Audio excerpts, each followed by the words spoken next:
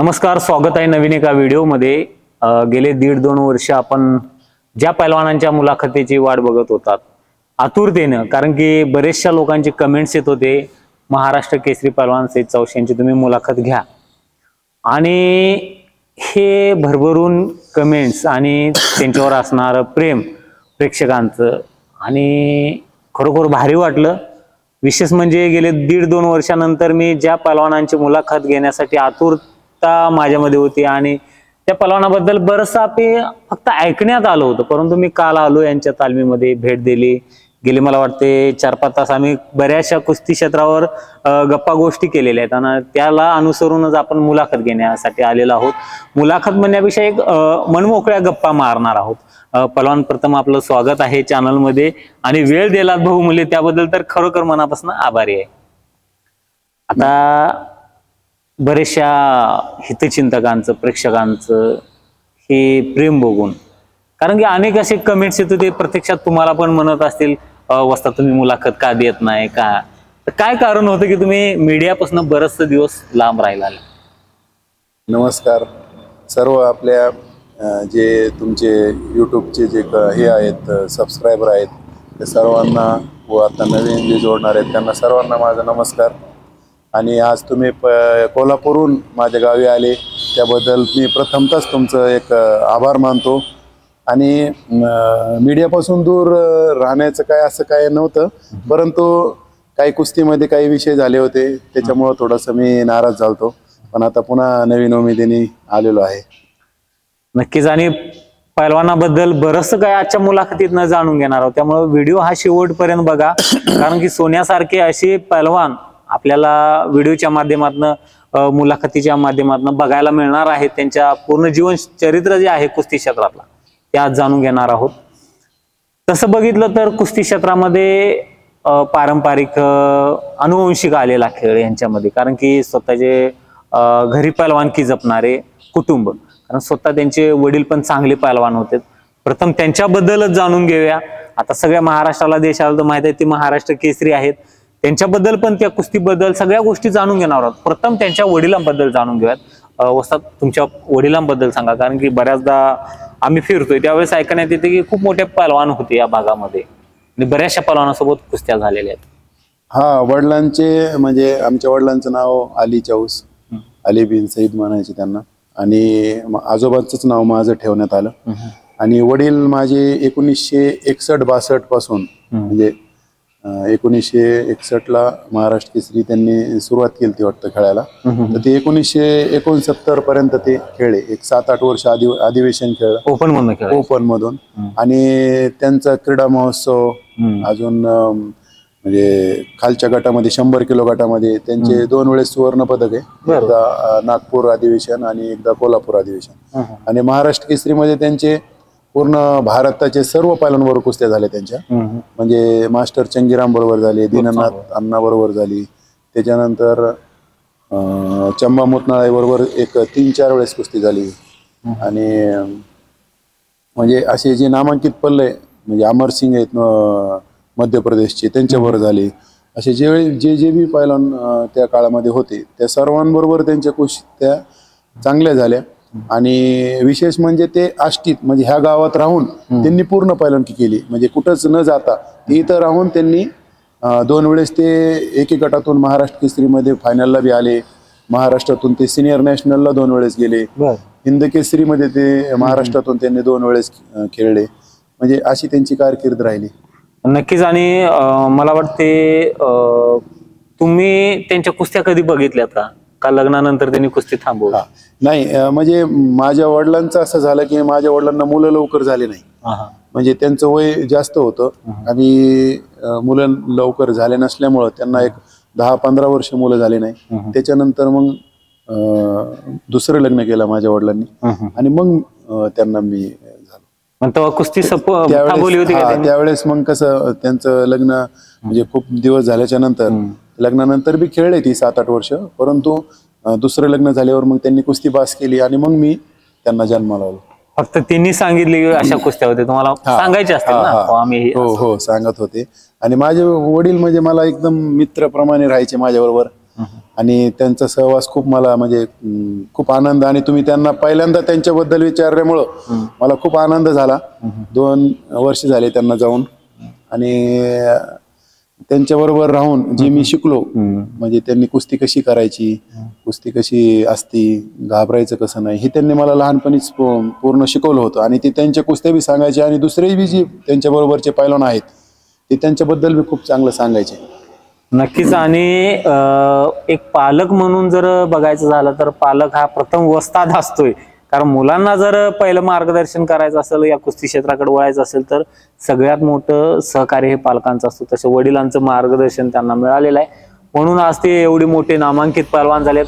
आणि तसं बघायचं झालं तर कुटुंबाकडनं काही ना काही मिळत असते, अनुवंशिक. तसं पैलवान तुमच्याकडे बघितल्यानंतर वडिलांचा जो वारसा आहे, जे की अनुवंशिकता मिळत असते, जे की शारीरिक म्हणायचं गेलं तर उंची, तब्येत, कारण हे सगळ्यात मोठं पैलवानांचं म्हणजे देण असते. कारण प्रत्येक पैलवान असं उंचीनं तब्येतीनं असू शकत नाही, परंतु ते वडिलांकडनं तुम्हाला मिळालेलं आहे. आणि अंगातच रक्तातच कुस्ती असल्यामुळे ते अनुवंशिक असं काही गुण तुमच्यात पण आलेले आहेत. काय सांगाल त्याबद्दल? काय वाटतं? हो, काय कसं आहे की आमचे वडील पैलवान, आमचे आजोबा पैलवान, आमच्या आजोबांचे सर्व भाऊ पैलवान, आमचे वडील एकटेच होते ते बी पैलवान, आणि आमची आई जी होती तर ते बी, त्यांचे बी मामा माझे ते बी पैलवान होते, चांगले पैलवान होते. जालना त्यांचं गाव आहे, मग ते बी पैलवान होते. आणि आईकडून बी खूप काही म्हणजे शिकण्यात आलं, की खुराक देणं म्हणा, वडिलांकडून बी. आणि त्यांच्यामुळेच मला जी जी उंची लाभली, म्हणजे जे जेवढं बी सौंदर्य लाभलं, ती माझ्या आई वडिलांमुळेच लाभलं. आणि त्याच एक कारण होतं की लोक मला खूप प्रेम करायचे, आणि त्यांना एक नॅचरली एक पैलवान बघायला मिळायचा. नक्कीच. बऱ्याचदा आपण महाराष्ट्रात फिरत असतो, जिथं जिथं जातो आपण, ज्यावेळेस पैलवानांचा विषय निघतो त्यावेळेस बरेचसे जुने जाणकार असो किंवा आत्ताचे नवीन पैलवान असो, कुस्ती क्षेत्रात सगळेच ओळखतात. ते म्हणायचे की सर, तुम्ही या पैलवानांची मुलाखत, एवढा देखणा पैलवान असा नव्हता, खूप चांगला पैलवान, आणि मला वाटते 3-4 वेळेस सहज महाराष्ट्र केसरी पण होतील, असे अनेक अशा गौरव उद्गार पैलवानांच्या माध्यमातून ऐकायला मिळायचं. तर वस्ताद मला सांगा की महाराष्ट्र केसरी झालात तुम्ही, परंतु लोक असे का म्हणत होते, मला अजून सुद्धा कोड सुटलेलं नाही, की 3-4 वेळेस सहज महाराष्ट्र केसरी झाला असता, परंतु ते का शक्य झालं नाही? काय अडचणी आल्या त्या? काय कारण आहेत? बऱ्याचशा गोष्टी आपल्या प्रेक्षकांना जाणून घ्यायचं त्याबद्दल. कसं होतं की आमच्या वडिलांनी मला ह्या गावामध्येच पहिल्यांदा सुरुवातीला, आमचे वडिलांचे मित्र आहेत तिथं माझे आमदार भीमराव धोंडे म्हणून, ते बी पैलवान होते. तर मी कॉलेजमध्ये शाळेत असताना 11वी-12वी मध्ये असताना मला इथंच गावामध्ये एक तालीम होती, तिथं ते तालीम बांधण्यात आली. त्यानंतर त्यांनी म्हणजे मार्गदर्शन वडिलांचं खूप मोलाचं ठरायचं. आमच्या आमदार बी पैलवान असल्यामुळे ते बी काय करायचे, मला त्यांच्या काळातले पैलवानांचं सांगायचे. मी कष्ट करत गेलो, पैलवान चांगला झालो. नंतर मग मी युनिव्हर्सिटीमध्ये माझे आपले अश्वमेधची कुस्त्या झाल्या आपले कोल्हापूरमध्ये, तिथं माझा नंबर फर्स्ट, म्हणजे तिथं मी सुवर्ण पदक घेतलं. तिथून मग माझी म्हणजे जीवनाला कलाटणी मिळाली, की मग म्हणजे मी एक चांगला पैलवान होईल असं वडिलांना बी वाटायला लागलं. मग त्यांनी काय केलं की बाबा आता ह्याला इथंच बनवण्यापेक्षा थोडंसं तालमीमध्ये टाकलं पाहिजे. मग गणपत आबा आंधळकर आहेत कोल्हापूरची मोतीबागमध्ये, मी तिथं गेलो. मग तिथं एक 2-3 महिने मी सराव केला, आणि तिथं बी माझे सहकारी सर्जेराव सावंत आहेत, चंद्रार पाटील, सुरेश पाटील, हे सगळे तिथं होते त्या टायमिंगला. मला तिथं बी चांगलं मार्गदर्शन मिळालं. नंतर मग मी गावाकडे आलो. गावाकडे आल्यानंतर आपले जे आंतरराष्ट्रीय पैलवान आहेत योगेश दोडके, हिंद केसरी, ते माझे गुरुवर्य बी आहेत. विलास कतुरे सर तिथं होते, आणि ऑलिम्पियन बबन डावरे, हे तिथं मला त्यांनी कोचिंग केली. परंतु मामासाहेब मोहोळ हा कुस्ती संकुल चालू करायच्या अगोदर मग तिथे दोडके पैलवान आल्यामुळं मला इथं आमचे वडील म्हटले की हा पैलवान इंटरनॅशनल आहे, चांगला आहे. आणि मग आमचे आमदार जे आहेत धोंडे साहेब, ते म्हटले की आपण तिथं त्याला पाठवू. मग मी मामासाहेब मोहोळ संकुलनामध्ये तिथं पहिल्यांदा तिथं मी गेलो. मग तिथं मला बबन डावरे आहेत, जे ऑलिम्पियन आहेत, आणि ते खूप मोठे पैलवान होते. त्यांचं वय त्या टायमिंगला म्हणजे 78-80 वय होतं, परंतु एकदम फिट होते ते मला तिथं मार्गदर्शन करायचे. विलास कतुरे सर करायचे, आणि योगेश दोडके जे ते 10-15 वेळेस इंटरनॅशनल होते, मोठे पैलवान होते. आणि ते मला लढत बी द्यायचे, आणि मार्गदर्शन बी करायचे. मग तिथून म्हणजे एक नॅचरली माझ्यात असं म्हणजे आई वडिलांपासूनच नैसर्गिक माझ्यात ताकद म्हणा, म्हणजे खूप लवकर मी ग्रीप धरली. म्हणजे इतक्या लवकर पैलवान मी आता बी बघतो की 5 वर्ष कमीत कमी लागतात पैलवान व्हायला, 10 वर्ष लागतात. परंतु मी तिथे गेल्यानंतर 1-2 वर्षामध्येच माझी इतकी प्रगती चांगली झाली की मी यवतमाळ अधिवेशनला जेव्हा उतरलो त्यावेळेस तिथे दत्ता गायकवाड महाराष्ट्र केसरी झालते. त्या टायमिंगला मी चांगल्या कुस्त्या तिथे केल्या आणि क्वार्टर फायनल सेमीफायनल पर्यंत मी तिथे गेलो. मग लोकांना कळलं की बाबा बीडचा पैलवान आहे सईद चाऊस म्हणून, तो खूप चांगला आहे आणि चांगलं कुस्ती करतोय. मग तिथून पुढे माझा प्रवास वाढत गेला. मग मी दुसऱ्याच वर्षी मग उपमहाराष्ट्र केसरी झालो, त्यानंतर महाराष्ट्र केसरी झालो. मग आमच्या तालमीत खूप पैलवान बी यायला लागलेत, म्हणजे तालीम वाढली खूप. मग आणि मग नंतर अचानक मग हिंद केसरीची तयारी करत होतो. तर हिंद केसरीची तयारी करता करता मग आमचे वस्ताद जे आहेत योगेश दोडके, त्यांनी सांगितलं की तू आता परत डबलसाठी मी महाराष्ट्र केसरीसाठी आपण खेळू. कारण हिंद केसरी ते म्हटले आपल्याला महाराष्ट्रातच व्हायचं, म्हणजे लोकांसमक्ष व्हायचं असं त्यांचं होतं मनात. कारण ते बी हिंद केसरी इथं नगरला झालते, आमची दोघांचीच सेमीफायनल कुस्ती झालती. तर त्याच्यानंतर मग म्हणजे महाराष्ट्र केसरीमध्ये मी डबल ज्या वेळेस उतरलो कडेगावला, त्यावेळेस चंद्रहार पाटील बी डबल साठी उतरले होते आणि मी बी उतरलो होतो. आणि लोकांनी ते बघितलं की तिथं कुस्त्या कशा झाल्या काय झाल्या. तिथं 4-5 राऊंड काढून सुद्धा शेवट थोडं अंतिम कुस्तीमध्ये थोडस पार्शलिटी म्हणा किंवा माझ्या मनात मला असं वाटतं पार्शलिटी झाली आणि त्यांना वाटतं नाही झाली, ती त्याच्यामुळं थोडंसं मी डिस्टर्ब झालो आणि मग थोडं नाराज झालतो. पण वडिलांनी मला म्हटले असं नाराज व्हायचं नाही. माझ्या गुरुने बी सांगितलं की बाबा नाराज नाही व्हायचं, आपल्याला काहीतरी आपण अजून करू. म्हणून मी पुन्हा मग तयारी जोरात चालू केली. मग पुन्हा अधिवेशन आलं पुण्याचं, तिथं बी माझ्या कुस्त्या 1-5-6 झाल्या. त्यानंतर पुन्हा फायनलमध्ये आल्यानंतर तिथं बी खूप म्हणजे असं त्रास झाला की कुस्तीच खेळता आली नाही मला. तिथं बी थोडंसं म्हणजे पार्शलिटी म्हणा हे झालं, ती तसं झालं. त्याच्यामुळं मग मी थोडंसं काय झालं की एक कुस्तीपासून दूरच गेल्यासारखं झालं. त्याच्यामुळे लोक असं म्हणायचे की बाबा सईद चाऊस 4 वेळेस झाला असता, 5 वेळेस झाला असता, कमीत कमी 3 वेळेस तर कसा बी झालाच असता. हे लोकांचं प्रेम होतं, त्यांनी कुस्त्या बघितल्या होत्या आणि एक अंदाज असतो की कोण कुणाला पाडू शकतो, कोण कुणाला हरवू शकतो. तर ते एक अंदाजामुळं लोक म्हणायचे की बा असं झालं असतं. नक्कीच. आणि कुस्तीबद्दल जर बोलायचं झालं तर वसंत, महाराष्ट्र केसरी ते अधिवेशन कुठं होतं ज्यावेळेस तुम्ही महाराष्ट्र केसरी झालात, कधी होतं आणि कशा कुस्त्या झाल्या, कोणाकोणासोबत कुस्त्या होत्या सुरुवातीपासून, ते पण सांगितलं तर बरोबर. आता मी झालं त्यावेळेस 2006ला 5 जानेवारी 2006 इंदापूरला महाराष्ट्र केसरीच्या कुस्त्या होत्या आणि हर्षवर्धन पाटील जे ते केंद्रीय मंत्री होते आणि त्यांनी त्या कुस्त्या घेतल्या होत्या. आणि इंदापूरला म्हणजे अधिवेशन होणार आणि तिथं सईद चाऊस महाराष्ट्र केसरी होणार असं सगळं पब्लिक मानायचं. पण मला काय असं वाटत नव्हतं, कारण माझ्यापेक्षा खूप मोठमोठाले पैलवान होते आणि मी वयाने बी कमी होतो. आणि त्याच्या अगोदर मी समजा मुंबई अधिवेशन, वाशीचं अधिवेशन मी खेळलो होतो आणि त्या टायमिंगला माती गटातून माझी आणि चंद्रहास निमगिरीची फायनल कुस्ती झाली आणि चंद्रहास निमगिरी महाराष्ट्र केसरी त्यावेळेस झाली. आणि दुसऱ्या वर्षी मग इंदापूरला ज्यावेळेस महाराष्ट्र केसरी कुस्ती स्पर्धा चालू झाली त्या टायमिंगला जसं नशिबाचे योग म्हणतात ना, ती बी मी तेव्हापासून थोडंसं मानतो.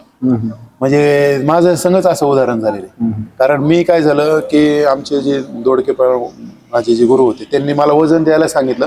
मी वजन दिलं आणि मला म्हटले आता रूमवर जाऊन झोपा. म्हणून मी रूमवर झोपायला गेलो.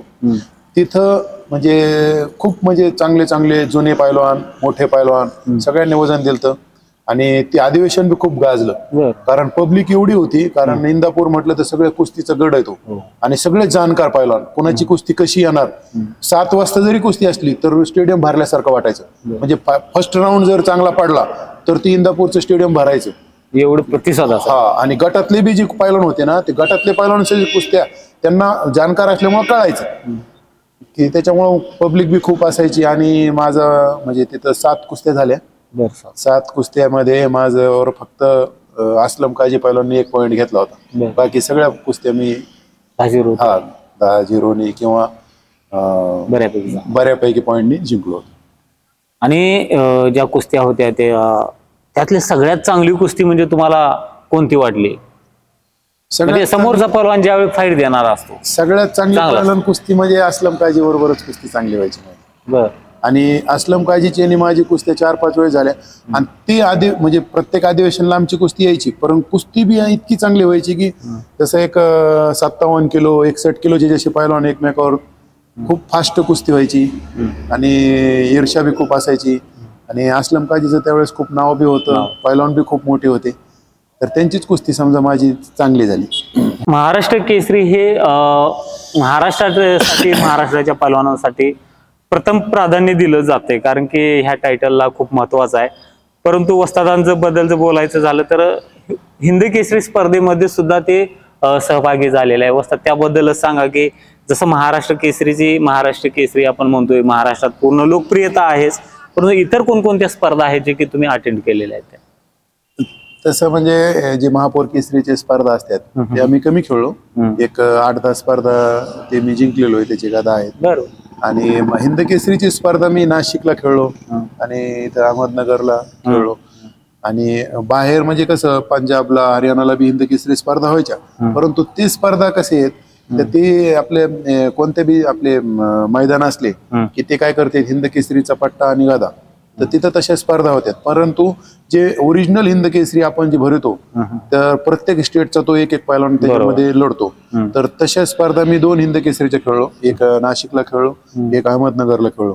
नाशिकला बी मी सेमीफायनलला आलतो आणि तिथं विनोद चौगुले आपले महाराष्ट्र केसरी झाले. मला आपले पंजाब हरियाणा आर्मीवाले असे एक 3-4 राऊंड मी काढून जे आपले मला वाटतं ते सुरेंदर नाड म्हणून ते बी 2 वेळेस हिंद केसरी, त्यांची आणि माझी कुस्ती तिथं झाली आणि मग त्यांनी मला हारून विनोद चौगुलेची त्यांची फायनल कुस्ती झाली. आणि अहमदनगर मध्ये बी मी उतरलो होतो, तर त्या टायमिंगला बी मी 3 राऊंड काढले होते. त्या टायमिंगला बी आमचे योगेश दोडके आणि मी हे गुरु असल्यामुळे मग मी न खेळता त्यांना चाल दिली, ती तिथं हिंद केसरी झाली. पहलवान एक बोलायचं जर झालं तर महाराष्ट्र केसरी हिंद केसरी आता दोन्हीचा अनुभव आहे, परंतु महाराष्ट्र केसरी हे महाराष्ट्राचे पहलवान असतात, त्याबद्दल त्याचे डाव कोणते, तो कसा प्रॅक्टिस करतो, ते थोडीफार कुस्तीबद्दल माहिती असते. परंतु हिंद केसरी स्पर्धेत तो अनोळखी पहलवान असतोय, कोण असते काय, फक्त नाव माहित असते आपल्या, पण त्याच्यासोबत कधी मैदानी कुस्ती झालेली नसते, स्पर्धेत कुस्ती झालेली नसते. मग या दोन्हीतला फरक काय वाटला, काय जाणवलं तुम्हाला?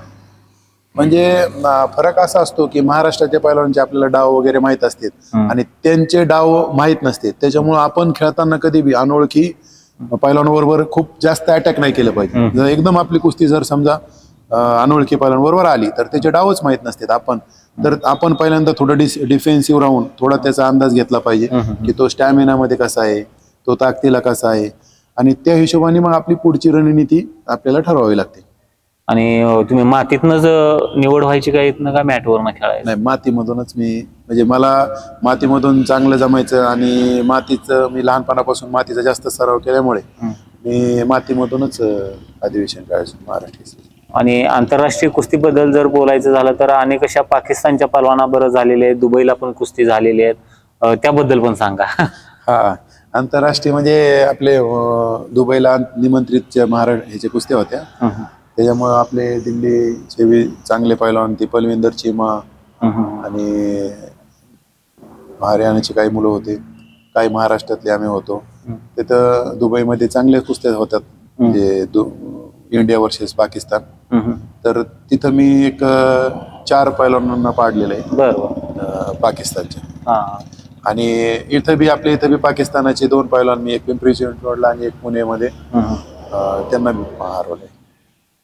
आता जसं क्रिकेटमध्ये असते की पाकिस्तान भारताची मॅच असली की सगळं जल्लोष असायचा आणि तेवढंच खेळाडूवर दबाव पण असतो, कारण भारतातल्या एक असते की शेवटी खेळाडू जरी असला कुठल्याही देशाचा असला तरी पण एक लोकांची प्रतिमा असते की काही करून आपण जिंकलं पाहिजे. तसं कुस्तीत पण होतं का बाबा, तुम्ही ज्यावेळेस पाकिस्तानच्या पहलवानासोबत खेळताय त्यावेळेस तुमच्याकडे जो नाव असतो, शिक्का असतोय, तो भारताचा पहलवान म्हणून असतोय, मग त्यावेळेस तुम्हाला दबाव व्हायचा बाबा काही करून आपल्याला जिंकलं पाहिजे, नसेल तो लोक शिव्या देतील? नाही, म्हणजे काय होतं माहितीये का, आपली कुस्ती पाकिस्तानपेक्षा खूप मोठी आहे, पण मनामध्ये एक असं असतं की जर समजा आपण हारलो तर म्हणजे आपल्याला म्हणजे काय लोकांना तोंड दाखवणार आपण, आणि आयुष्यभरापर्यंत तो येते इतिहास होतो की यांना आपण हरवलेलं आहे म्हणून. त्याच्यामुळं जीव तोडून, आणि आपण मला असं वाटतं पाकिस्तानच्या पैलवानवर खेळताना आपली दुप्पट तिप्पट ताकद वाढून जाते. कारण खेळताना बी आपण खूप जास्त ताकदीने खेळतो आणि कुठं फसत नाही. जरी समजा काही 1-2 पॉइंट गेले बी आपले तर आपण फास्ट मध्ये ते कव्हर करायचा प्रयत्न करतो. कारण ती एक ईर्ष्येचाच मुद्दा आहे, एक भावनिक प्रश्न बी असतो तो, त्याच्यामुळं थोडस असतं ते. आता बऱ्याचशा मैदानात सध्या जी परिस्थिती आहे, आम्ही बऱ्याचशा मैदानात फिरतोय, पहलवान बिंदास असतात, पण जुने पहलवान जर काही गोष्टी विचार केला, काही गप्पा गोष्टीत ना असं कळते की ते पहलवानावर खूप दबाव असायचा. आता महाराष्ट्र केसरीचं जरी अधिवेशन असलं, कुस्ती जिंकेपर्यंत, पूर्ण अधिवेशन होईपर्यंत तो ट्रेस मध्ये असायचा. परंतु सध्याचे पहलवान बिंदास असतात, असं काय दबाव वगैरे घेत नाहीत. त्यावेळेस तुम्हाला कुस्ती करताना वाटायचं का बाबा आपली कुस्ती कशी होईल, ह्या पहलवानासोबत आहे, काय वाटायचं? आता म्हणजे प्रेक्षकांना बी मी ते सांगू इच्छितो की मलाच हा प्रश्न पडलाय. कारण मी हे जे पैलवान बघतो ना, तर हे पैलवान मला थोडे बी ट्रेस मध्ये दिसत नाही. आणि माझ्या वेळेस म्हणजे तुम्हाला सांगतो 5-6 वेळेस जे 5-6 दिवसाचा कालखंड असतो तो कुस्तीचा, आणि त्याच्या अगोदरचा 1 महिना बरोबर झोप व्यवस्थित लागत नाही, जेवण व्यवस्थित खात नाही. मला म्हणजे माझ्या संग तर असं झालेलं आहे, म्हणजे आपण जेवायला बसलो तर 1 चपाती खूप झाली, आणि बळजबरी नाही का आपलं थोडंफार दूध प्यायचं, आणि कंटिन्यू डोक्यामध्ये विचार की ह्या पैलवानबरोबर कसं खेळायचं, त्या पैलवानबरोबर कसं खेळायचं. आणि जो दुपारचा पिरियड असतो ना, एक 10 वाजता 11 वाजता कुस्त्या संपत आहेत, नंतर मग 11 ते 4 वाजला, आणि 4ला पुन्हा दुसरं सेशन, तर ती 4 इतके लवकर वाजायचे, आणि ती फक्त झोप तर लागतच नव्हती, नुसतं ट्रेस. आणि त्या ट्रेस मुळे मला असं वाटतं की आमची ताकदीमध्ये किंवा खेळामध्ये बी थोडाफार फरक पडायचा, आणि इतक्या ट्रेसमध्ये. आणि आजकालचे मी पैलवान बघतो की ते अजिबात ट्रेस घेत नाही. बरं, ट्रेस मला असं वाटतं की ट्रेस घेतलं बी पाहिजे, कारण आपल्याला सिरियसनेस असती की बाबा आपली कॉम्पिटिशन आहे, आपण हे. आणि आपण जर समजा ट्रेस नाही घेतला, आपण त्याच्यावर विचार नाही केला, तर मग आपण कुस्ती खेळणार कशी? आपण म्हणजे मग आपल्याकडून काही चुका होऊन जातात त्याच्यामध्ये, म्हणजे त्याला एक नियमच राहत नाही. नक्कीच. आणि कुस्ती क्षेत्राबद्दल अनेक असे पहलवान आहेत जे की आता नामांकित आहेत. चांगली गोष्ट आहे, बिनधास्त असतात, परंतु वस्तादाने सांगितल्याप्रमाणे त्याचं गांभीर्यानं पण विचार केला पाहिजे. अधिवेशन आहे ना, आपण बिनधास्तपणे जरी राहिलो तर हे पण गाफीलपणा कुठेतरी नडतंय आणि कुस्तीवर त्याचा इफेक्ट होऊ शकतोय. आता बरेचसे पहलवान आहेत, त्यांच्याबद्दल आपण इंटरव्ह्यूच्या माध्यमातून जाणून घेतो. काही पहलवान सुशिक्षित आहेत, काही पहलवान शिक्षणापासून लांब पण आहेत, शिक्षणाकडलं न कळत दुर्लक्ष होतंय. पण पहलवानांकडे जर बघितलं तर दोन्ही सांभाळते, उच्च विद्याभूषित आहेत, MP.Ed वगैरे काय काय झालं ते जाणून घेणारच आहोत आपण त्याच्याकडनं. वस्ताद, मला त्याबद्दल सांगा की तुमचं शिक्षण काय झालं? शिक्षण म्हणजे मला म्हणजे लहानपणापासूनच शिक्षणाची आवड होती. मी 10वी नंतर 11वी सायन्सचा स्टुडंट आहे. 11वी 12वी मी सायन्सनी म्हणजे शिकलो. त्यानंतर मग मी BSc केली, आणि BSc नंतर मग थोडासा अभ्यास सायन्सचा असल्यामुळं मला हार्ड जायला लागला. कारण मी काय करायचो, 4 महिने तालमीत, आणि 4 महिने मग थोडस अभ्यास करून इथंच तालमीमध्ये सराव करणे, माझा अशी दिनचर्या होती. मी असे कंटिन्यू तालमीमध्ये नाही राहिलो की गेलो तर वर्षभर तालमीत मी कधीच नाही राहिलो. म्हणजे 12 महिने तालीम मी केली नाही. कारण मला काय असायचं की एक 4 महिने 5 महिने मी मामासाहेब मोळमध्ये 6 महिने राहायचो, असे 2 महिने 3 महिने, मग परत येऊन थोडस कॉलेजचे बी राहिलेले जे आपले सेमिस्टर असते, अभ्यास असतो, ते थोडं करायचं. मग BSc झाल्याच्या नंतर मी MA केलं, आणि MA फर्स्ट इयरला असतानाच महाराष्ट्र केसरी बी झालतो. त्यावेळेस मग MA झाल्यानंतर मी B.Ed केलं. आणि B.Ed केल्यानंतर सर काय म्हटले, आमचे जे शिक्षक म्हणजे सर म्हटले की B.Ed करूस तर तू स्पोर्ट्सच्या ह्याच्यामध्ये गेला पाहिजे. म्हटले हे म्हणजे शिक्षण म्हणजे कुस्ती असल्यामुळे स्पोर्ट्सच्या मध्ये मग B.Ped कर. मग मी B.Ed केलं, तर मग मी B.Ped केलं, आणि नंतर मग मी M.Ped केलं, असं MA M.Ped केलं. मला वाटतं कुस्ती क्षेत्रामध्ये एवढं शिकलेलं तुम्ही असणार का, आणि कोणी आहे? नाही, असते म्हणजे बऱ्यापैकी जास्त डिग्र्या तुमच्या डिग्र्या जास्त आहे. कारण B.Ed बी केलेलं आहे मी, आणि M.Ped बी केलंय. म्हणजे M.Ped ची बी पोस्ट ग्रॅज्युएशनची डिग्री आहे, आणि MA ची बी पोस्ट ग्रॅज्युएशनची आहे, आणि BSc ची म्हणजे ग्रॅज्युएशन, त्याच्यानंतर पोस्ट ग्रॅज्युएशन. सोपं नाही हो एवढं शिक्षण सांभाळत. कारण आमचं आता माझं MA D.Ed झालं, आम्ही पण इच्छा असून सुद्धा तिथपर्यंत गेलो नाहीत. पण ही कुस्ती बघत, आणि असंही नाही की टॉप मध्ये खेळणारे पहलवान, टॉपच्या पहलवान आणि शिक्षणामध्ये सुद्धा एवढं टॉपच, कारण एवढ्या डिग्र्या मिळालेल्या आहेत, मला वाटते क्वचितच पैलवान आहेत.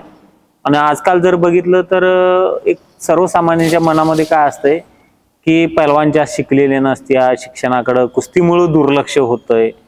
आणि एक उत्तम उदाहरण जर बघितलं तर वस्तादाकडनं, कारण की शिक्षणामध्ये पण टॉप आणि कुस्तीमध्ये टॉप. पैलवानांना तुमचं काय संदेश आहे शैक्षणिक दृष्ट्या?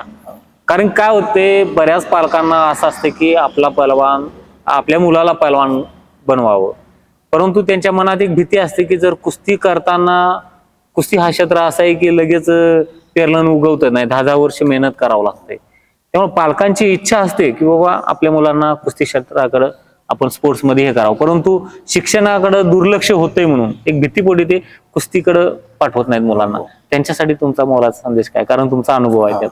नाही, तुम्ही प्रश्न म्हणजे चांगला विचारला की शिक्षणाचं कसं आहे. पहिले जुने जे पालक होते ना, ते जास्त शिक्षणाकडे, ते काय म्हणायचे, जरी शिक्षण नसलं झालं तरी मोठा पैलवान झाला पाहिजे. पण आजकाल काय झालेलं आहे, कॉम्पिटिशन खूप वाढलं. पालक पहिल्यांदा शिक्षण म्हणतो आणि नंतर स्पोर्ट्स म्हणतो. त्याच्यामुळे शिक्षण हे की केलं पाहिजे. आणि शिक्षण तुम्ही जितकं चांगलं करता, तुम्हाला जीवशास्त्र आलं पाहिजे. तुम्ही जर जीवशास्त्र आलं नाही, तुम्हाला समजा सायन्स आलं नाही, तर तुम्ही काय खाणार, कसे किती प्रोटीन्स घेणार, काय करणार, हे तुम्हाला कळणार नाही. फिजिकल आहे तुम्हाला, त्या विषयामध्ये बी तुम्हाला सगळं म्हणजे इंजिनिअरिंगचं नॉलेज, डॉक्टरीचं नॉलेज, हे जेवढं आपल्याला 11वी-12वी मध्ये किंवा सायन्स मध्ये शिकवण्यात येतं, त्याचा आपला फायदा आपला कुस्तीमध्ये बी होतो. आणि असं नाही की पैलवान विजू भाऊजी चौधरी आहेत, ते माझे पशीच होते, आम्ही बरोबरच राहिलेलो आहे, ते ज्युनियर आहेत मला, परंतु ते मला चांगलं आठवतं, त्यांनी पुण्यात ऍडमिशन घेतलं होतं. बरोबर. आणि ते तिथं बी जायचे, क्लास करायचे. म्हणजे त्यांच्या मनात काय होतं, जरा समजा पैलवान नाही झाला तर इकडे अधिकारी म्हणून किंवा काय ही बी होईल, म्हणजे त्यांचा फायदा, शिक्षणाचा फायदा इकडे कुस्तीमध्ये होतोच. आणि आपण जी म्हणजे क्लास करतो, तर त्याच्यामध्ये असं आहे की आपण 11वी-12वी मध्ये शिकत असताना आपल्यामध्ये जे म्हणजे शिक्षणाचं जे आपण असं म्हणतो की कुस्ती केल्यानंतर आपल्याला ते जमणार नाही, परंतु सकाळी प्रॅक्टिस झाली, एक 8-9 वाजेपर्यंत आपली पूर्ण प्रॅक्टिस होती, आंघोळ वगैरे होतं, नाश्ता वगैरे करून आपण जे तर 10 वाजता क्लासला गेलो, तर आपण दुपारी 2-2:30 पर्यंत क्लास आपले संपत आहेत. 2:30ला आल्यानंतर आपण आराम केला आणि 4 वाजता पुन्हा प्रॅक्टिस केली आणि 1 तासभर संध्याकाळी अभ्यास केला, तर एक चांगला पैलवान चांगलं शिक्षण बी घेऊ शकतो. आणि आजकाल असं सुविधा बी झालेली आहेत, ऑनलाईन क्लास आता चालू झाले मोबाईलमध्ये, ते बी आपण फायदा घेऊ शकतो. पहिलं तर समजा ऑनलाईन क्लास नव्हते, आता आजकाल ऑनलाईन क्लासमुळे बी आपल्याला खूप म्हणजे चांगल्या सुविधा झाल्या, ती बी फायदा घेतला पाहिजे पैलवानांनी. नक्कीच. आणि शैक्षणिक दृष्ट्या प्रगतशील असलाच पाहिजे पैलवान. आणि वस्तादाबद्दल जर बोलायचं झालं तर बऱ्याचशा जे की महाराष्ट्रातील पैलवान आहेत आणि ज्यांना काय शैक्षणिक दृष्ट्या मार्गदर्शन असतंय, सहकार्य असतंय, तसं पण वस्तादांचं मार्गदर्शन असतेच पैलवानांना. आज एवढी मोठी तालीम उभा केलेली, आज पैलवानांना इथं धडे दिले जातात, शिक्षणाचं पण त्याला जोड दिली जातंय. आणि तसं बघितलं तर मराठवाडा कुस्ती क्षेत्रामध्ये एवढं डेव्हलप नाही आहे, जसं पश्चिम महाराष्ट्र त्या भागामध्ये मैदानं असतात, तालमी असतात, पण इकडं नाही आहे. पण त्यातनं सुद्धा एवढी चांगली नर्सरीमध्ये तालीम उभा केली वस्तादाने. ही कधी तालीम बांधलेलं आहे, त्यासाठी कोणाचं सहयोग मिळालंय? आता म्हणजे काय झालं की माझं शिक्षण झालं, मी महाराष्ट्र केसरी ज्या वेळेस झालो तेव्हा माझं 22 वय होतं, ते वय कमी होतं आणि लवकर महाराष्ट्र केसरी झालो. मग आमच्या इथले जे माजी आमदार आहेत भीमराव धोंडे साहेब, ते 4 वेळेसचे आमदार आहेत. आणि बीजेपीचे बी मोठे नेते येतात, आणि ते स्वतः पैलवान होते. ते कबड्डीचे बी राष्ट्रीय खेळाडू आहेत, कुस्तीचे बी राष्ट्रीय खेळाडू आहेत. पण त्यांनी काय केलं, माझं शिक्षण बघून ते म्हटले रेल्वेमध्ये, पोलीसमध्ये मला नोकऱ्याची ऑफर यायला लागले. ते म्हटले की आम्ही पैलवान तयार केलाय आणि आमच्या गावासाठी, आपल्या मराठवाड्यासाठी आपण ह्याला आपल्याच संस्थेमध्ये, मग त्यांनी मला इथं गव्हर्नमेंट जॉब दिला त्यांच्या कॉलेजमध्ये प्राध्यापक म्हणून. आणि तालीम बी मग त्यांनी, मग जसं थोडंसं माझ्यावर थोडं कुस्तीमध्ये थोडंसं वादग्रस्त कुस्त्या होऊ लागल्या फायनलच्या, त्या टायमिंगला मग ते म्हटले इथं राहून बी आपण प्रॅक्टिस करू शकतो. मग त्यांनी इथं मला 1.5-2 एकर जागा आहे, मग इथं मग त्यांनी मोठं संकुल उभा राहून दिलंय. आणि अजून बी जे काही बी लागते मला कधी बी म्हणजे पैलवान त्यांना त्याने जे पाहिजे ते आम्हाला दरवेळेस सहकार्य करत असते. आता आपल्या इथं मुलं किती असतील अंदाजे काय? एक 60-70 मुलं आहेत, एक 30-40 मुलं राहिला आहेत, एक 20-25 मुलं बाहेर जे तर गावातलेच असल्यामुळे ते येऊन जाऊन करतात, शिक्षण बी करतात आणि तालीम बी करतात. आपल्या तालमीतून खूप सारे मुलं पोलीस भरती झाले, आर्मी भरती झाली. आणि माझं ध्येय एकच आहे की समजा आता पैलवान तर सगळेच मोठे होत नाही, ज्यांना खूप कला चांगली आहे आणि ज्यांच्या घरच्यांची बी खूप इच्छा आहे त्यांना एक मोठा पैलवान करायचं. आणि ज्यांना समजा काही परिस्थिती आहे म्हणा किंवा काही मुलांमध्ये ते पैलवानीचे गुण नाही आहेत तर त्यांना थोडं पैलवानकी करता करताच मी इथं क्लास आहेत पोलीस भरतीचे, आमच्या कॉलेजमध्ये सर्व म्हणजे शिक्षण त्यांना मिळतं. मग ते भरती होते मुलं, त्यांना भरतीला पाठवायचं आणि ते एक फायदा चांगला मुलांना होतो. आतापर्यंत किती झाले भरतीला वगैरे? आतापर्यंत म्हणजे 2013-14 आपली तालीम चालू झाली, तर एक 8-10 वर्षामध्ये एक 25-30 मुलं भरती झालीत. भरपूर झाले, म्हणजे चांगले झाले. आणि म्हणजे माझा एक लहान भाऊ बी आहे फहाद म्हणून, तो बी महाराष्ट्र केसरी 4-5 वेळेस खेळला, खालच्या गटात मध्ये बी नंबर आहे त्याचा. आणि तो बी आर्मी मध्ये असल्यामुळं त्याला म्हणजे स्पोर्ट्स मधूनच घेतलं होतं. आज तो सर्व्हिसेसच्या कुस्त्या खेळूनच म्हणजे त्याला बी जॉब चांगला आहे आर्मी मध्ये. आणि तो बी काय करतो त्याचं बी एक मार्गदर्शन लाभतं की आर्मी मध्ये तिथं काय असतं, तुम्हाला काय म्हणजे तुमची पात्रता पाहिजे, तो बी मुलांना चांगलं शिकवतो. त्याच्यामुळे त्याचा बी एक चांगला आर्मीचा फायदा होतो. नक्कीच. आणि पहलवान बद्दल ऐकून आहे की मी ज्यावेळेस महाराष्ट्र केसरी झाल्या तर प्रचंड अशी गर्दी मिरवणुकीमध्ये तुमच्या गावाकडे होती.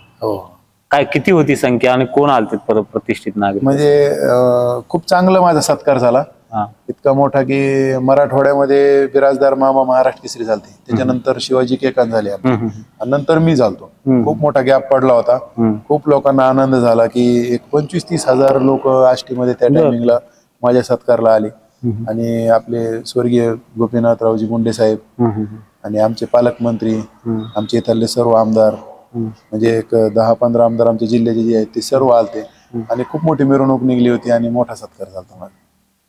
आणि तुमचे फोटो एवढे हे आहेत की म्हणजे आजही म्हणलं जाते काय तब्येत होती, काय देखना पहलवान असं म्हणायचे. किती होतं वजन, किती होतं? म्हणजे माझं वजन 116-17 किलो, 120च्या आतमध्ये असायचं. आणि परंतु उंची 6 फूट 2 इंच होती. पण नॅचरली काय होतं की एक आई वडिलांमुळे मला जी सौंदर्य होतं ती उंची आणि म्हणजे फॅट वगैरे काही नव्हतं, जिथले तिथं सर्व गोष्टी होत्या.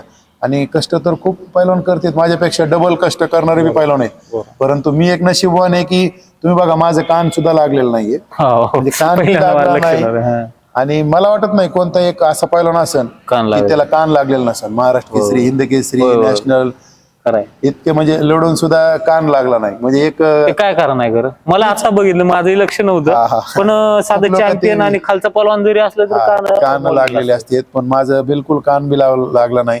स्पीड म्हणजे लढत करताना बी माझ्याकडून दोडके पलवान खूप फास्ट लढत करून घ्यायचे, म्हणजे कुस्ती फास्ट असायची. पण जेवढं कष्ट दुसरे पलवान करतात त्याच्यापेक्षा माझं कष्ट कमी असन असं मला वाटतं. कारण खूप लोकांनी बी म्हणजे मुलांनी खूप आपापल्या पाल्यांना बनवण्यासाठी खूप कष्ट घेतले. आणि जेवढे बी अधिवेशन मी खेळलो की खूप चांगलं अधिवेशन, म्हणजे सगळ्या चांगल्या पैलवानांवर विजय मिळवला.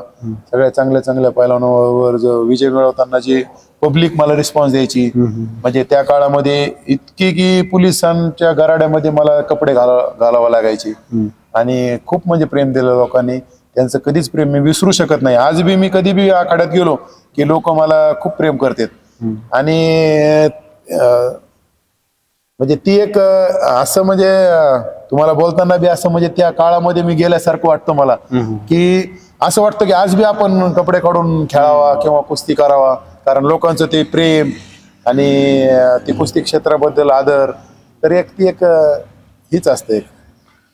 खरंच नक्कीच चांगली. आणि ज्या पहलवानावर प्रेम केलेलं आहे पब्लिकानं त्यांचं खरोखर कौतुक. पण काही गोष्टी असे पण खटकलेल्या आहे. काही दिवसापूर्वी एक मी फोटो बघितलेला की तुमच्या अधिवेशनातील की काही पोलिसांनी लाठीमार करताना पहलवानांना, म्हणजे असं थोडं विचित्र फोटो वाटलेला मला.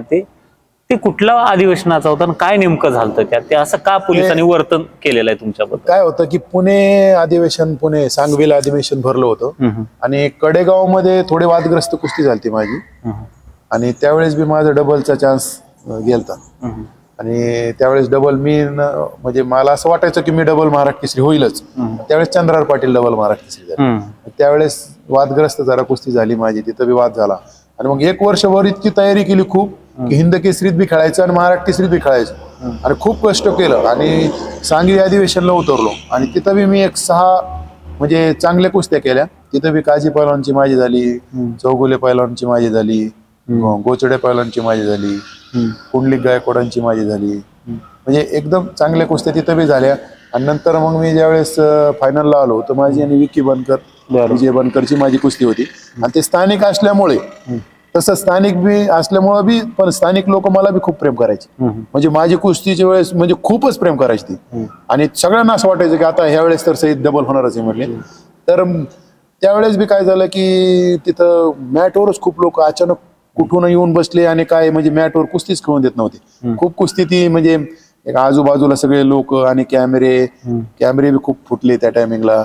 लोकांनी म्हणजे ती म्हणजे लोकांना म्हणता येणार नाही, ती जी प्रेक्षक वेगळे जे होते, जे हुल्लडबाजी करायला आले, त्यांनी मग खूप चापला बुट तिथं मारायला सुरुवात केली. आणि म्हणजे कुस्ती चालू असतानाच समजा आता माझ्या अंगावर आले तर मग ते पोलिसांनी काय केलं, लाठीचार्ज चालू केला.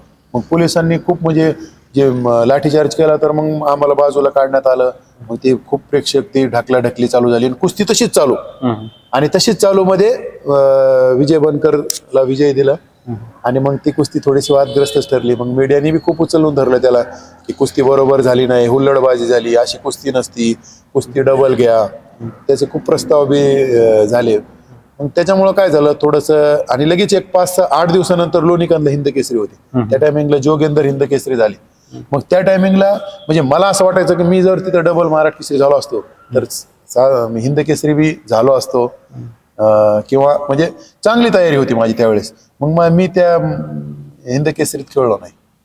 मग मी बी खेळलो नाही आणि मग बनकर बी खेळला नाही. म्हणजे जो महाराष्ट्र केसरी झाला तो बी खेळला नाही. म्हणजे मग आपले यजमान पद असून सुद्धा आपली टीम तिथं पॉवरफुल उतरली नाही लोणीकांतमध्ये. तर तो एक विषय त्यावेळेस झालेला होता. ते लोकांना बी, सगळ्या प्रेक्षकांना बी माहिती आहे. म्हणजे पैलवान विजय बनकर बी खूप मोठा पैलवान आहे, त्याचे वडील बी महाराष्ट्र केसरी होते, ते बी म्हणजे घराणेबाज पैलवान आहे.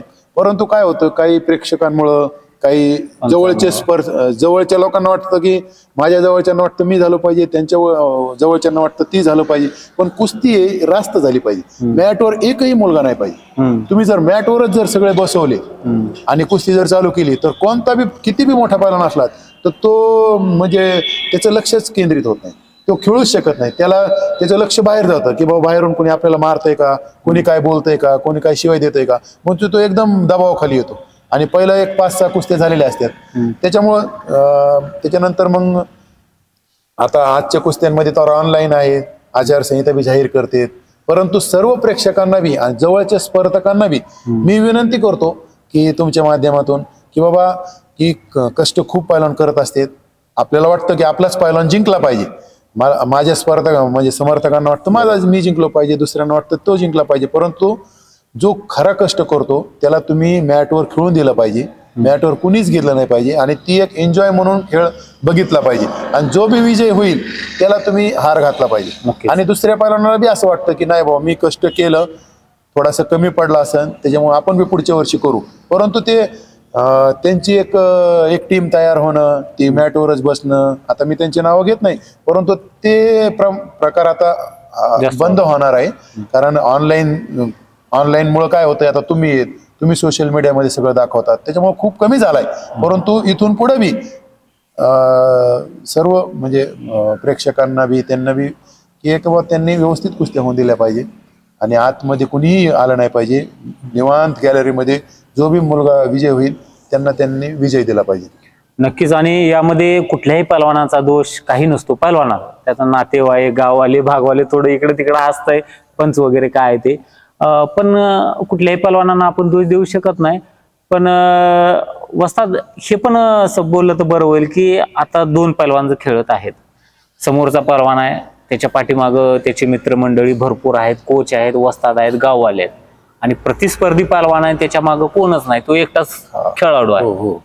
त्याला चेअरिंग करणारे भरपूर आहेत, कॉमेंट्री करण्यासाठी त्याला सपोर्ट करणारे खूप जल्लोष आहे. पण समोरचा पैलवान खूप चांगला आहे, परंतु त्याला मानसिक आधार, जे की मानस दृष्ट्या जर बघितलं, मानसिक दृष्ट्या, तर तो खचतो का पैलवान, त्याच्यावर समोरच्या पैलवानांप्रती असणारा जो उत्साह समोर तो दबाव निर्माण होतोय काय? हो ना, म्हणजे दबाव निर्माण होणारच ना. आता तीच सांगवीचं अधिवेशन इतकं गाजलं होतं की त्या टायमिंगला कसं होतं की असलम काजी पैलवान, मी, चंद्रार पाटील, म्हणजे खूप मोठमोठे असे विजय बनकर, हे सगळे मोठ्यालेच आम्ही म्हणजे त्या टायमिंगला ह्यांच्यातलाच एक जण होईन असं म्हणायचे. त्या टायमिंगला चंद्रार पाटलाची बी कुस्ती तुम्ही बघा, त्यांची कुस्ती बी कमीत कमी अर्धा एक तास थांबवली होती. म्हणजे एक मिनिट 1.5 मिनिटं खेळवायचे की थोडस पॉइंट वर काय झालं की लगेच ऑब्जेक्शन, की मग त्याच्यामुळे इतकं बर्डन आलं की मग चंद्रार पाटील जी तर मोठे पैलवान होते, डबल महाराष्ट्र केसरी बी झालते, मग ते टेबल साठी खेळत होते, म्हणजे दबाव वाढला नको. मग मला असं वाटायचं त्या टायमिंगला की विजय बनकर बी महाराष्ट्र केसरी होते नाच, परंतु चंद्रार पाटलाची आणि माझी फायनल तिथे येईल असं मी एक अंदाज धरला होता. परंतु त्यांची सेमीफायनलला समजा ते तिथं हारले, मग बनकरची आणि माझी कुस्ती झाली. ते काय होतं, जे आयोजक आहेत ते आयोजक काय करतात, समजा आम्हाला म्हणतात किंवा तुमचा एकच समर्थक पाहिजे वर, आमचा एकच येतो, परंतु समोरचा यजमान असला किंवा एक नाव असलं किंवा एखाद्या वस्तादांचं नाव त्याच्या पाठीमागं असलं की त्यांना ते काय म्हणजे स्ट्रिक्टली वॉर्निंग देत नाहीत. त्याच्यामुळं काय होतं की एक 5-5, 10-10, 20-20 मुलं जी त्यांच्या बरोबर येतात, ते त्यांनी हुल्लडबाजी केली किंवा त्यांनी जर काय केलं तर खूप मोठा दबाव येतो, ताणतणाव वाढतो ना पैलवानाचा, आणि त्याच्यामुळे कुस्तीमध्ये फरक पडतो. जे आपले स्केल असते, जे आपली टेक्निक आपल्याला करायची असते ते व्यवस्थित आणि परफेक्ट होत नाहीत. मग नक्कीच. आणि आता जर बघितलं तर ते थोडं प्रमाण कमी दिसतंय, कारण की सगळं सोशल मीडिया आला, कोणतरी त्या समोरच्या मनामध्ये भीती असते की कोणतरी विषय आपलं उचलून धराल, काहीतरी नाव खराब होईल, त्यामुळं शक्यता कोण आता तर अन्याय होत नाही कोणत्या पैलवानावर. पूर्वी बरेचसे उदाहरणं असतात, काही गोष्टी बोलायच्या नसतात, पण काही पैलवानावर ते अन्याय व्हायचा, परंतु आता शक्यता होत नाही, कारण काळ बदललेला आहे, काळानुसार कुस्ती पण बदललेली आहे. आता बरेचसे पैलवानांचा जो अनुभव आहे कुस्तीमध्ये तुमचा, सगळ्यात चांगली कुस्ती अशी कोणासोबत झाली व तुम्हाला ते कायमस्वरूपी आठवणीत राहील, की आवडती कुस्ती म्हणू शकतो आपण? आवडती कुस्ती म्हणजे असलम पैलवानची आणि माझीच कुस्ती एकदम आवडती कुस्ती असायची. आणि कुस्तीमध्ये खूप टेन्शन असायचं, त्यांना बी टेन्शन, मला बी टेन्शन दोघांना असायचं.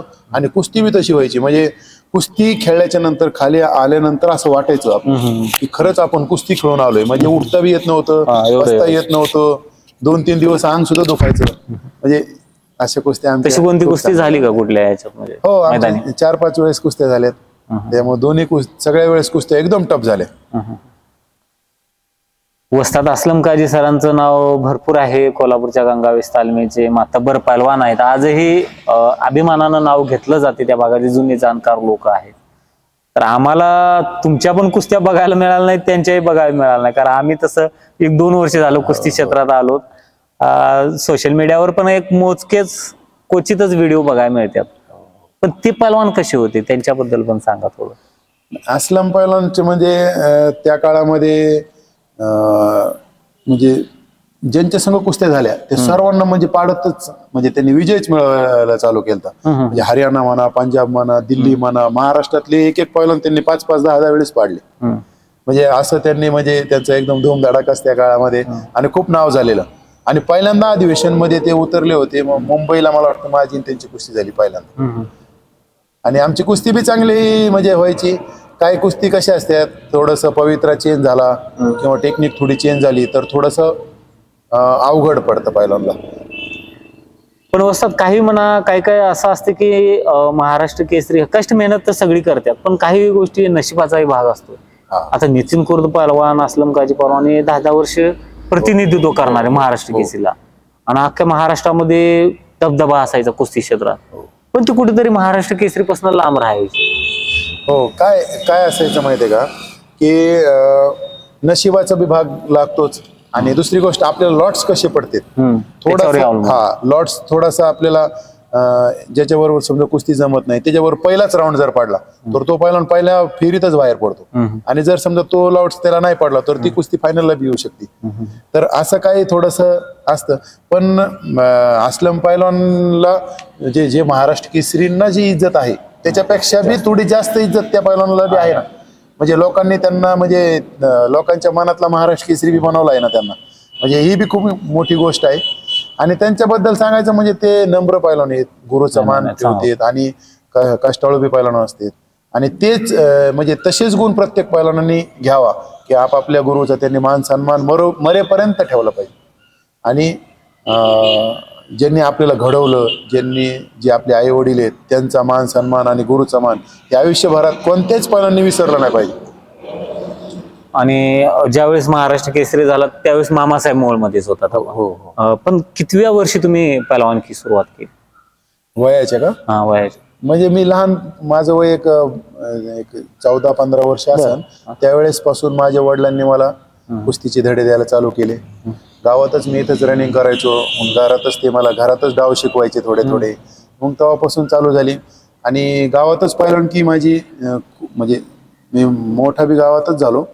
जास्त दिवस मी तालमीमध्ये असं एक थोडे दिवस 4-5 महिने म्हटलं तुम्हाला पहिले मी तसंच करायचो मी. आणि मामासाहेब मोहोळमध्ये एक 8 वर्ष होतो मी.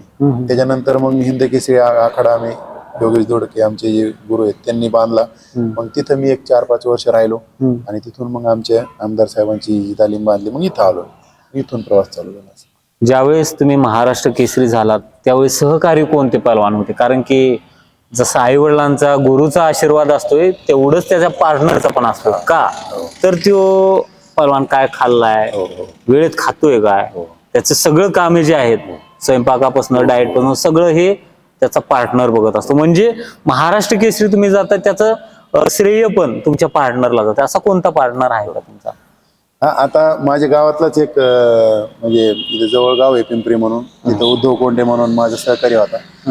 आणि त्या मुलाने बी खूप केलं माझ्यासाठी. त्यांचे आमचे घरचे संबंध होते आणि तो एक चांगला पैलवान होता. त्याने मला म्हणजे 1 वर्षभर तर काहीच करून दिलं नाही. म्हणजे मी स्वयंपाक बनवायचं तर करू नका म्हणायचं, कुस्ती आहे. आणि त्याने माझे थंडाई म्हणा खूप सेवा बी केली. आम्ही लहान भावासारखं मी म्हणजे माझ्या संग राहायचा. आणि बाकीचे जे सहकारी मित्र होते माझे, ते बालाजी गावाने एक शिरूर केसरी झालेले, ते तात्या कोंडे आणि नॅशनल चॅम्पियन ते माऊली माहिती आहे मांगडे आणि आमच्या इथं जामखेडचं एक सहकारी आहे श्रीधर मुळे म्हणून, आणि गणेश वाघमारे म्हणून होते. हे 5-7 जण जे होते ते मला खूप लढत द्यायचे त्या टायमिंगला. म्हणजे ह्या मुलांचं त्या काळात नाव नव्हतं एवढं. म्हणजे नंतर ते महाराष्ट्र चॅम्पियन झाले, शिरूर केसरी काय झाले, काही जण 4-4-5 वेळेस महाराष्ट्र चॅम्पियन झाले. पण त्यावेळेस त्यांनी मला खूप म्हणजे लढत दिली. माझ्या मोठ्या मुलांची लढत मला मिळाली नाही कधी. की मग विजू भाऊ नंतर आले, मग विजू भाऊ, आपले बालाजी भाऊ, ते अशोक पवार म्हणून रघुनाथ पवारांचे जो मुलगा आहे तो. आणि तिथं पुण्यातच एक आमचे म्हणजे माझ्या वडिलाचे मित्र होते होनमाने म्हणून मामा, त्यांनी बी मला त्या काळामध्ये खुराक म्हणजे त्यांच्या घरून मला डबा आणून देणे, तूप आणून देणे, म्हणजे असं खूप काही. त्यांचा मुलगा बी पैलवान होता सुशील होनमाने म्हणून, त्याचे म्हणजे त्यांनी बी त्या काकांनी बी मला खूप म्हणजे जपलं. आता बी ते पुण्याहून कधी आले की मला भेटून जात असतील. म्हणजे असं तुम्ही म्हणता तसं पैलवान हा एकटा कधीच होत नसतो. त्याच्या पाठीमाग त्याचे मित्र परिवार, त्याचे जवळचे नातेवाईक, असं खूप लोकांनी त्याला मदत केलेली असते. तसं तालमीत तुमच्या वेळेस असे टॉपचे पैलवान कोण होते?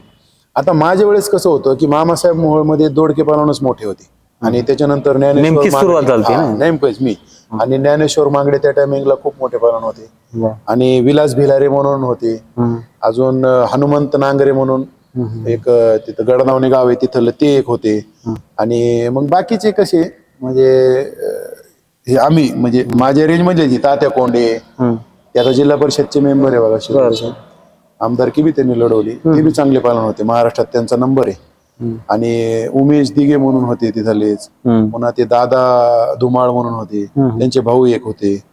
असे खूप माझे म्हणजे असे नवखेच पैलवान होते. पण ह्या नवख्या पैलवानमुळेच मी महाराष्ट्र केसरी झालो. कारण ते काय करायचे, एक 8-10 मुलं मला लढत द्यायची. एक झालं की दुसरा, दुसरा झाला की तिसरा, तिसरा झाला की चौथा, आणि फास्ट लढत व्हायची.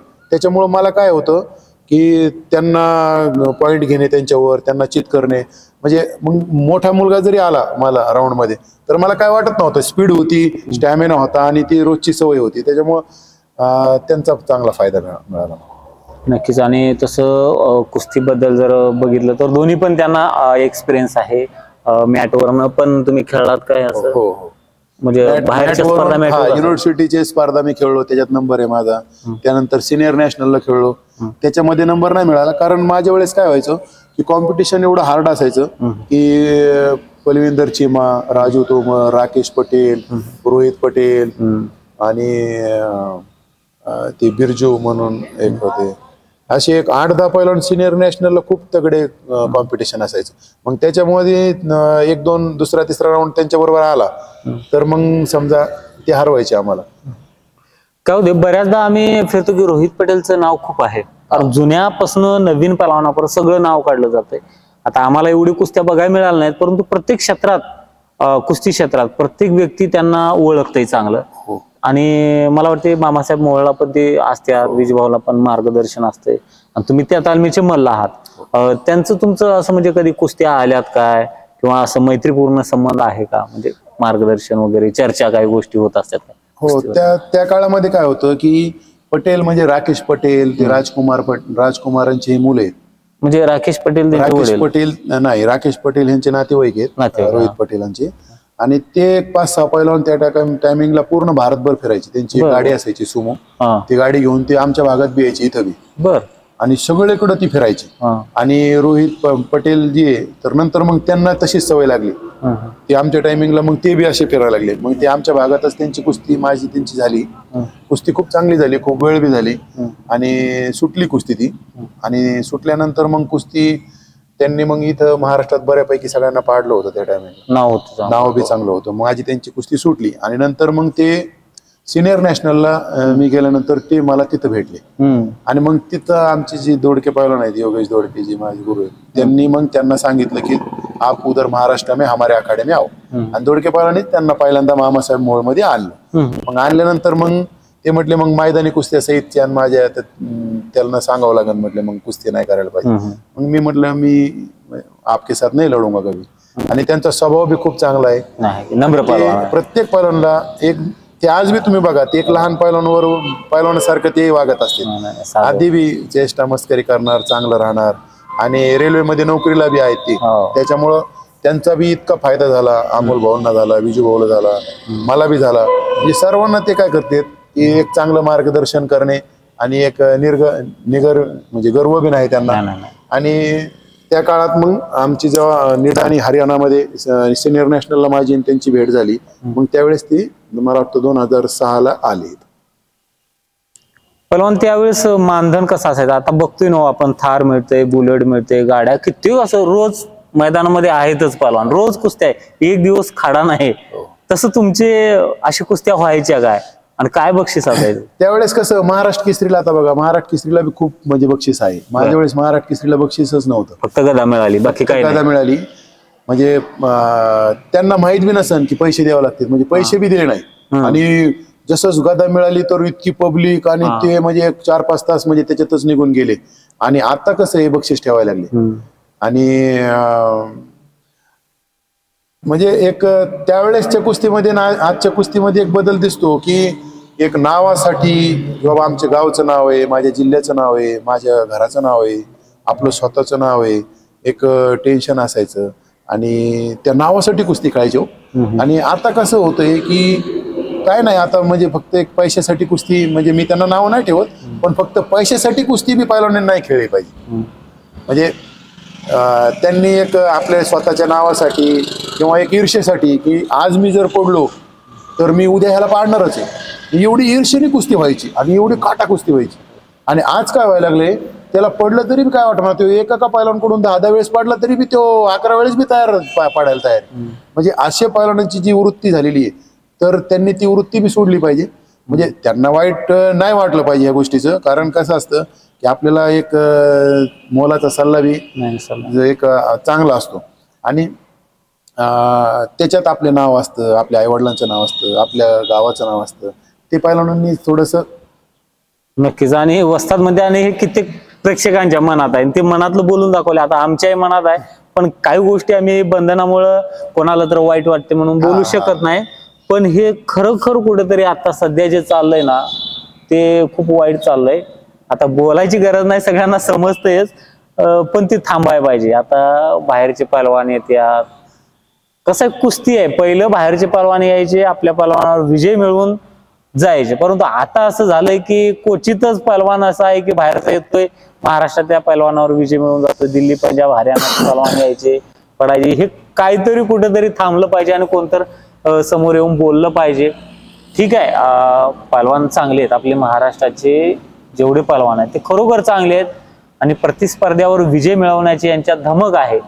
परंतु ह्या वृत्तीमुळं कुठेतरी स्वतःचं पण नुकसान होतंय. तर ही जी सवय लागली ना, स्पर्धेत त्या पैलवानांचं खच्चीकरण झालेलं असते, तो आत्मविश्वासानं लढूच शकत नाही. असं पण काही गोष्टी होत असतात. तर हे पैलवानांनी कुठेतरी आत्मसात केलं पाहिजे. सोन्यासारखे दिवस आलेले आहेत, आता बरेचसे बक्षीस मिळतोय बघतोय आपण. आणि नगरमध्ये असं पण ऐकण्यात आलं की आता ते शिवराय केसरी मागच्या सोन्याची गदा ठेवलेली ऑडी गाडी ठेवणार आहेत. म्हणजे 60-50 लाखाची एवढी गाडी एखादी आमदार खासदारकडे नसेल गाडी, ती पैलवानाकडे असणार आहे. दिवस चांगले आलेले आहेत. दिवस चांगले. तुमच्या वेळेस असं काय होतंय का? नाही, आमच्या वेळेस काय होतं की क्वचितच एक गदा कुठेतरी ठेवायची आणि ती गदा मिळवण्यासाठी 50-50, 100-100 मुलं त्या स्पर्धेत उतरायची. इतके ईर्ष्याचे कुस्ते व्हायचे आणि ती गदा बी इतकी म्हणजे महत्वाची ठरायची खूप. आणि आज काय झालेलं आहे की गदा बी तुम्ही प्रत्येक आखाड्यात 1-1, 2-2, 3-3 गदा ठेवायला लागली. म्हणजे पैलवानांना चांगले दिवस आलेले. फक्त पैलवानांनी काय केलं पाहिजे, कुस्ती संघ इमानदारीने जर आपण राहिलो ना तर आपल्याला सगळं मिळतं. आणि पडल्याने काय होत असतं, पडल्यानंतर आपण त्याच्यातून शिकतो. पण एक ईर्ष्या असते की आज त्यांनी मला पाडलंय ना तर मी अजून जास्त व्यायाम करणार, मी अजून जास्त कष्ट करणार आणि पुढच्या आखाड्यामध्ये मी त्याला पाडणार. ही एक ईर्ष्या पैलवानांनी बाळगली पाहिजे. कारण आपलं महाराष्ट्र कसं आहे, मला असं वाटतं आपली महाराष्ट्राची जी माती आहे ना ती खूप कसदार आहे. बरोबर. इतके म्हणजे जुने पैलवान आपले कसे होऊन गेलेत म्हणजे. आणि दूध तूप ही खाऊन त्यांनी म्हणजे पंजाब, हरियाणा, ऑलिम्पिक पर्यंत मजल मारली. आज आपल्याला सुख सुविधा एवढ्या दिल्यात, सगळं दिलंय. आपण जर इमानदारीने कष्ट केलं ना तर आपण बी पुढे जाणारच. नक्कीच. आणि वस्तादान जर बघितलं तर मराठवाड्या भागातनं एवढं मोठं पैलवान होणं पण सोपं गोष्ट नाही हो. मला वाटते मोजकेच महाराष्ट्र केसरी असतील या भागातले. तुम्हाला असं आर्थिक परिस्थिती होती का त्यावेळेस, म्हणजे असं, कारण की पैलवान की महागडा खेळ. हो, महागडा. आता मी तुम्हाला म्हटलं नाही की जे आमचे आमदार आहेत ना ते मला त्यावेळेस सहकार्यच करायचे ना. आणि राजश्रय ही पाहिजेच पाहिजे. कारण एक पैलवान सांभाळणं म्हणजे 2-3 कुटुंबाचा खर्च येते. एक कुटुंबाचं मी म्हणत नाही मी, कारण 2-3 कुटुंब ते आमच्या भागातले तर 2-3 कुटुंब त्याच्यावर चालतील. असं एवढा खर्च म्हणजे लागतो. तर राजाश्रय तर पाहिजेच. आता मला आमच्या आमदारांनी त्यांनी माझे ओळखले होते. असं आता अनुभव असतो खूप, त्यांनी हा मोठा पैलवान होईल मग ते मला मदत करायची. काही पैलवानाबद्दल आपल्याला माहित आहे तर काही पैलवानाबद्दल आपल्याला एवढं माहित नाही, कारण आपण स्वतः कुस्ती क्षेत्रामध्ये उशिरा आलोय. परंतु अशा जाणकार पैलवानांकडच्या माध्यमातून जुन्या पैलवानांच्या बद्दल माहिती मिळते. फक्त मला जुन्या पैलवानाविषयी थोडं माहिती सांगा की बाबा तुमच्या भागातले असो किंवा महाराष्ट्रातले असो जे की चांगले पैलवान होते. आता कसं आहे म्हणजे मराठवाडा म्हणजे 7 जिल्हे आहेत आमचे. म्हणजे मग 7 जिल्ह्यामध्ये इथले बी खूप चांगले पैलवान झाले, पण परिस्थितीमुळे काही पुढे जाऊ शकले नाही. आणि काही पैलवानांना मार्गदर्शन त्या काळामध्ये म्हणजे त्यांना परिस्थिती असायची परंतु ते गेले नाहीत बाहेर, असं बी असायचे. आता आमचे वडील म्हणजे चांगले पैलवान होते. त्यानंतर आमच्या तालुक्यामध्ये मध्येच बाबासाहेब आंधळे म्हणून आहेत, केरोळ म्हणजे जवळ गाव आहे ते. इथं मुरुळमध्ये हुसेन पैलवान होते. आमच्या इथले ते एकनाथ पैलवान तोडकर आहे. नवीन म्हणजे जुन्या पिढीमध्ये पाटोद्याचे बाळूसाहेब आवारे ते चांगले पैलवान होते. नारायण हांगे म्हणून सोनारीचे पैलवान होते, ज्यांनी की त्या टायमिंगला सिनियर नॅशनल महाराष्ट्रात सर्व पैलवानबरोबर खेळले ते. नारायण हांगे म्हणजे खूप नावाजलेले, तुम्ही कुणाला बी नाव विचारलं तर सांगते. ते खूप नाव म्हणजे मोठे पैलवान होते. पुन्हा इथं रामकिशन गर्जे म्हणून पाटोद्याचे ते जुने चांगले पैलवान होते. आणि तिकडचे नांदेड भागामध्ये बी काही पैलवान होते, नबी पैलवान म्हणून होते माझ्या वडिलांच्या टायमिंगला. जालन्यामध्ये रुप्पा पैलवान होते. म्हणजे हे पैलवान जुन्या काळामध्ये चांगलं त्यांनी नाव केलं मराठवाड्याचं. आणि नवीन पिढीमध्ये राहुल नाना आवारे, त्यांचा भाऊ गोकुळ आवारे, इकडं मी समजा माझा भाऊ होता नवनाथ भगत म्हणून महाराष्ट्रामध्ये 97ला गोल्ड मेडल घेतलं त्यांनी, ते बी आमच्या तालुक्याचे. अक्षय शिंदे पण तुमचे, अक्षय शिंदे, जमीर पठाण म्हणून आहे. आता सध्या आतिश तोडकर एक चांगला खेळतोय आमचा. ते एक म्हणजे महिलामध्ये सोनाली तोडकर आहे ती. म्हणजे आमचे बी बऱ्यापैकी आहे. परंतु काय होतं इकडे इंडस्ट्री नाही, कारखाने नाही, त्याच्यामुळे कोणी दत्तक घेत नाहीत लवकर. इच्छा खूप असते लोकांना मदत करायची, परंतु तेच बिचारे ते आशीर्वाद देणार फक्त किंवा तुझं चांगलं व्हावा त्यांचा आशीर्वादानेच आम्ही वाढतो. आणि बाकीचे जे आहेत आमचे आमदारांसारखे त्यात ते बी समजा मदत करतातच, परंतु इथं जर कारखाने असले असते किंवा पाणी वगैरे चांगलं असलं असतं तर आमच्या भागामध्ये बी कसं असतं, आमच्या भागात बी अजून बी पहिला खूप वाढले असते. तसं वातावरणाचं बघितलं तर आता सुद्धा इकडं ऊन जास्त असतंय. हो, ऊन. आणि मार्च ते मे पर्यंत तर खूप मेहनत घ्यावं लागते पहलवानला. मग त्याचा कुस्तीवर काय परिणाम होतो काय, म्हणजे टेम्परेचरच्या आहाराला? टेम्परेचरचा कसं होतं, आता टेम्परेचर वाढलं का मग भूक लागत नाही, खूप तहानच लागती, प्रॅक्टिस जास्त होत नाही. तर त्याच्यामुळे इकडं कसं आहे, ऊन असल्यामुळं ते तर आम्हाला जाणवतं, परंतु आम्हाला त्याची आता सवय होऊन गेली. म्हणजे नवीन माणसं आले तर इथं काय एक दिवस बी राहणार नाही, त्यांना काय वाटन की यार कुठं आलोय आपण, खूपच ऊन आहे. परंतु आम्हाला त्याची सवय झाल्यामुळं आम्ही काय करतो की उन्हाळ्यामध्ये सरबत वगैरेचं ज्यूस जास्त, म्हणजे घरी पायलवानकी असल्यामुळे आम्हाला ती माहिती, नवीन पायलवान करायचं म्हणजे त्याला आम्हाला शिकवावं लागतं. मग सरबत वगैरे, बदाम वगैरे हे जास्त करून प्रॅक्टिस थोडंसं उशिरा करणे. जी टायमिंग आपला 3-3:30चा असतो दुपारचा, तेच टायमिंगला आम्ही 5:30-6च्या नंतर चालू करणे, असं थोडंसं त्याला ऍडजस्ट करून घेतो त्या वातावरणाला. अशा वेळेस तुमचं डाएट काय असायचं, म्हणजे कुस्तीच्या वेळेस ज्यावेळेस तुम्ही पहलवान चांगले होतात फॉर्म मध्ये, काय डाएट म्हणजे काय होतं माहिती का, पहिलं तर म्हणजे बदामाची जी थंडाई आहे, सरबत आपण जे पितो, तर ते सकाळी 2-2.5 लिटर, संध्याकाळी 2-2.5 लिटर एवढं प्रमाण? हा, तेवढं प्रमाण. मी थंडाई जास्त प्यायचो. जेवण वगैरे माझं जास्त नव्हतं, परंतु थंडाई, फ्रूटचं ज्यूस, दूध, पाणी पिण्याऐवजी तेच पित होता का? तेच जास्त प्यायचो. आता बघा तुम्ही, मी म्हणजे दूध 4-5 लिटर दूध प्यायचो. बरं. सकाळी 1.5-2 लिटर आणि संध्याकाळी 2, एकदम नाही पण 1 लिटर पेलो का त्यानंतर थोडा गॅप टाकून पुन्हा 1 लिटर, म्हणजे सकाळी 2-2.5, संध्याकाळी 2-2.5 असं. तर मग आमचे वडील म्हटले एवढं दूध कधीच प्यायचं नाही, कारण म्हणजे ते म्हटले कसं असतं की ती पचायला हार्ड आहे, नुसतं आपण जेवणच तू थोडं करतोय, बाकीच खातोय, मग ते नको करू म्हटले. मग मी कसं केलं, थोडासा आहार मध्ये, दूध मध्ये, त्याच्यामध्ये थोडंसं ऍडजस्ट केलं. 1-1.5 लिटर मग दूध प्यायला लागलो, म्हणजे दिवसातून 2-2.5 तरी बी व्हायचंच. आणि बाकीची म्हणजे नॉनव्हेज जे आहे ते आठवड्यातून 1-2-3 वेळेस करायचो मी. आणि शाकाहारी जास्त, म्हणजे सकाळी तर शाकाहारीच असायचं की शाकाहारी भाजी खाल्ली म्हणजे संध्याकाळी लढतीला जरा चांगलं वाटायचं. आणि बाकी फळं जे सिजनेबल आहेत, म्हणजे प्रत्येक सीझनला वेगवेगळे फळं असायचे, त्याचा ज्यूस घ्यायचो. आणि व्यायामाचं कसं असायचं, काय सपाट्या बैठका जे म्हणतो रेग्युलर? व्यायामाचं म्हणजे सकाळी रनिंग असायची.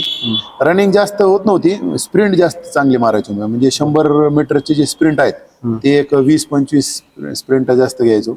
आणि स्प्रिंट मध्ये म्हणजे चांगले जे 57 किलोचे आमचे संदीप वांजळे 57 किलोला त्यावेळेस गोल्ड मेडलिस्ट असायचे, त्यांच्यावर रनिंग करताना काय होतं, स्पीड खूप यायची ना, त्यांची स्पीड खूप असायची. मग त्यांना आपण कुठेतरी हरवायचा प्रयत्न करायचा, त्याच्यामुळे मग स्पीड खूप म्हणजे शरीरामध्ये आली. त्याचा कुस्तीत कसा फायदा होतो? हा, स्पीडचा म्हणजे आजकाल तुम्हाला कुठं रोखता आलं पाहिजे आणि कुठं अटॅक केला पाहिजे, पण स्पीड असं अंगातच स्पीड आली पाहिजे. म्हणजे कसं असतं, एक तुम्ही बघा काही पायलवानला काय म्हणतात किंवा शरीर खूप चांगले परंतु तो उभा राहूनच कुस्ती खेळतो, डिफेन्सच करतो, त्याला अटॅकची सवय नाही. म्हणजे त्या पायलवानासाठी जे स्पीडचा असतो, म्हणजे तुम्ही 100 सपाट्या मारतात परंतु तुम्ही किती हळू मारतात, किती स्पीडने मारतात, हा फार महत्वाचा म्हणजे भाग असतो.